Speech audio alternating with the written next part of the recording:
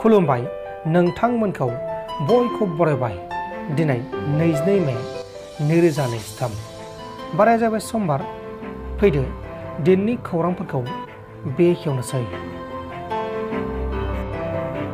गुवाहाटी नोगोरमानि सिङाव थानाय सानमारिनि सिगक फाउनाव मैया 2 मे खालार खालि दुलाराय बड' फोरोंगिरि आफाद आसाम आरो आसाम सिगक सनमिलननि आफादजों खौसे मोनसे खौरां मेल खुंनाय जादों आरो बे खौरां मेलाव बुंनाय बायदिब्ला हेड मास्टारनि पस्ट होआब्ला एपइन्टमेन्टखौ होआब्ला सोरखारा हरनाय टेब्लेटखौ बयबो जिल्ला आफादनि आफादगिरि आरो नेहाथारिजों सावरायनानै हेड मास्टारफोरा गाव गावनि ब्लकनि अफिसाव जमा होनो थाखाय दुलाराय बर' फोरोंगिरि आफादनि नेहाथारि थानेस्वर ब्रह्म दैमारि बिथाङा खौरांगिरिनि मेलनि गेजेरजों फोरमायदों आरो बिथाङा बयखौबो खावलायहरनाय जादों।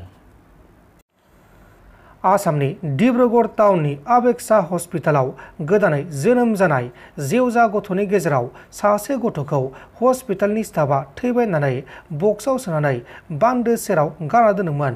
उनाव लकेलनि मानसिफोरा बक्सखौ नुनानै बक्सखौ बेखेवना नायब्लाथाय गथ'आ थैयाखैमोन, अदेबानि गथ'आ हां लागासिनो दंमोन।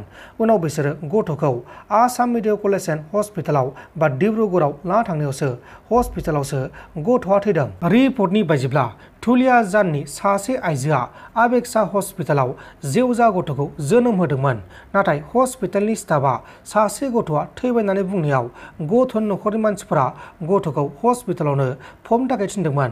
बेनि उनाव हस्पिटालनि स्टाफआ बक्सआव सोनानै गारना दोननायाव बे जाथाया सोराङाव फैदों। गुवाहाटीआव आसाम पुलिसआ 144 एक आयेनखौ फोसावदों। 7 सुबुंनिख्रुइ बांसिन सुबुंफोरा खौसे जानो मोननाय नङा, ज' थानो मोननाय नङा, लामा सामाफोराव स्ल'गान धरना होनो मोननाय नङा। माखासे आफाद गौथुमफोरा गुवाहाटीआव सोमावसारनो थाखाय खुद्रिसारनो थाखाय थांखि लादों होननानै गुवाहाटीआव 144 एकखौ फोसावनाय जादों। आन्ध्र प्रदेश रायजोनि कृष्णायाव सासे जुलि जाखानाय आइजोआ गावनि मोजां मोननाय सेंग्रानि हेफाजाब लानानै गावनि असे फिसायखौ बुथारनानै फिसायनि गोथै सहखौ अरजों सावदों। उनाव पुलिसआ गासैबो जाथायखौ खौरां मोननानै दुथां बिसिखौ एरेस्ट खालामनानै बिनि बयफ्रेन्डखौबो एरेस्ट खालामनाय जागोन होननानै रादाय होनाय जादों।